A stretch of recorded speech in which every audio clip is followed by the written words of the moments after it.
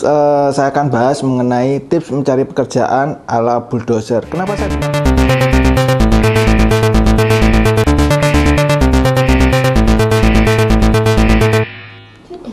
Assalamualaikum warahmatullahi wabarakatuh. Ketemu lagi dengan Joko Saputra di channel Josap89. Kali ini saya akan membahas mengenai tips mencari kerja ala siapa ya enaknya? Ala bulldozer aja. Nanti saya akan jelaskan kenapa ala bulldozer. Sebelumnya saya ucapkan terima kasih kepada teman-teman semua yang sudah mau datang ke channel saya, channel Josap89. Kemudian saya ucapkan juga selamat kepada seluruh lulusan seluruh jenjang pendidikan, baik itu SMA, perguruan tinggi, S1, S2, S3 ataupun yang sudah menyandang gelar profesor. Nah, untuk teman-teman semua, supaya semoga ilmunya dapat bermanfaat bagi masyarakat ya. Nah, ada mitos di mana biasanya untuk teman-teman yang wisuda itu ada kan disalimin tuh sama para rektor, kemudian wakil rektor dan semuanya. Biasanya mengucapkan kan selamat, selamat, selamat. Padahal di balik kata selamat itu di belakangnya adalah selamat pengangguran, selamat pengangguran. Tapi itu hanya sebuah guyonan teman-teman yang wisuda, karena mereka kebanyakan yang sudah diwisuda sekarang mayoritas belum tahu harus mencari langkah apa selanjutnya. Oleh karena itu, saya akan bantu teman-teman untuk memberikan cara, tips untuk melamar pekerjaan. Saya akan bahas mengenai tips mencari pekerjaan ala bulldozer. Kenapa saya bilang ala bulldozer? Yang pertama, bulldozer itu kan besar, kemudian dia dapat menghancurkan apapun yang di depannya. Saya harap teman-teman nanti pada waktu mencari pekerjaan itu juga harus membesarkan diri, ya, bukan menggemukkan ya, tapi membesarkan diri. Yang dibesarkan adalah kemampuan kalian, kemudian hati kalian. Nah, supaya kalian dapat menerima tantangan di depan kalian. Jadi apapun hambatannya kalian sikat, apapun hambatannya kalian lawan, kayak gitu. Nah, salah satunya adalah yang pertama kalian harus siapkan itu pada waktu mencari pekerjaan adalah mental, ya. Kenapa saya bilang mental? Karena nanti pada waktu kalian ketemu dengan orang-orang yang juga mencari pekerjaan, kalian harus berani menunjukkan diri kalian, siapa kalian, tapi tidak menutup kemungkinan kalian tidak boleh sombong. Ya, walaupun kalian dari universitas terbaik, IPK terbaik, jadi mahasiswa terbaik, mahasiswa angkatan misalnya nilai IPK tertinggi, itu jangan sombong. Karena IPK tertinggi pun belum tentu dapat dapat sebuah pekerjaan yang diinginkan. Kemudian yang kedua adalah kalian jangan malu, ya. Kenapa saya bilang jangan malu? Selama kalian malu, kalian tidak akan pernah mendapatkan informasi apapun. Informasi itu yang penting kalian gunakan untuk mencari pekerjaan. Dua hal yang pertama yang saya ingin sebutkan, yang pertama adalah mental, kemudian yang kedua adalah apa ya tadi? Tidak punya malu, ya. Dan itu tanda kutip ya, tidak punya malu. Nah, di kondisi wabah ini, di masih pandemi COVID-19, pasti kalian akan kesulitan dalam mencari pekerjaan.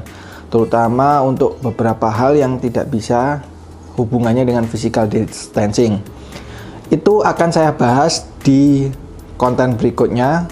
Sebelum itu saya akan menjelaskan sedikit, ini adalah secara tradisional ataupun cara yang pernah saya lakukan sewaktu saya setelah lulus di kuliah. Yang saya lakukan seperti apa? Pertama adalah saya mengikuti job fair. Ya, kenapa saya bilang job fair? Job fair itu ibaratnya di situ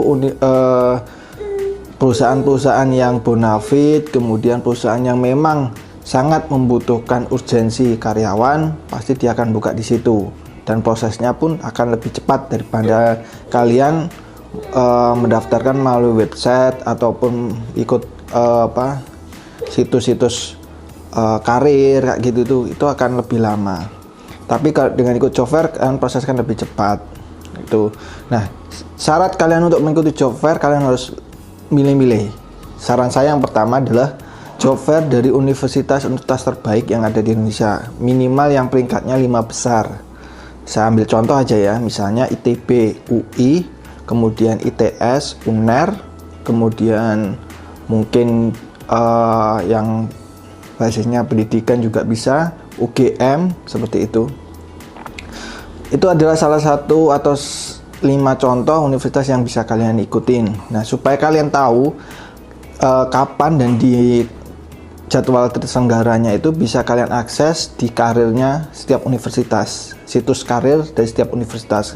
Yang saya tahu itu yang pertama di ITS itu SAC namanya, kemudian di UGM kalau nggak salah EEC atau apalah kayak itu. Nah, kalian cek aja situsnya, biasanya mereka mengadakannya setahun 2 kali ya, dan itu biasanya di semester awal gansal sama semester genap, di pertengahan tahun ataupun di akhir tahun. Kalian bisa coba cek situsnya langsung ya.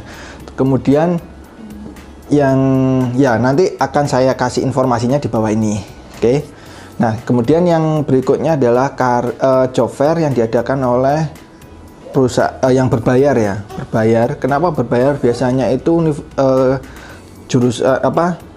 perusahaan yang ikut join itu adalah perusahaan yang top, biasanya internasional banyak seperti itu, tapi juga berbayarnya lumayan sih kayak gitu. Kemudian dari pemerintah itu biasanya mengadakan juga, cari aja pemerintah yang di kota-kota besar ya, karena memang supaya kalian lebih fokus kepada perusahaan yang memang sudah jadi sentralnya di kota-kota besar. Kalau perusahaan daerah ada, tapi kebanyakan sih tidak terlalu banyak pengikutnya ataupun perusahaan yang memang anak cabang. Nah, mungkin itu aja yang bisa saya berikan terlebih dahulu. Next, saya akan lebih mendalam lagi dan lebih jelas menjelaskan mengenai gimana sih. Tadi kan mencari itu baru kalian cari dulu informasinya. Yang terpenting itu. Nah, nanti berikutnya akan saya jelaskan secara detail bagaimana melamar sebuah perusahaan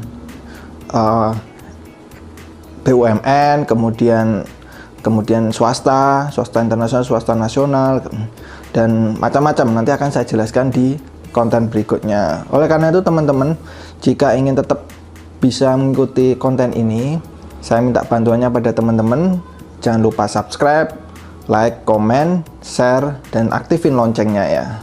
Semoga konten ini bermanfaat. Saya ucapkan terima kasih. Assalamualaikum warahmatullahi wabarakatuh.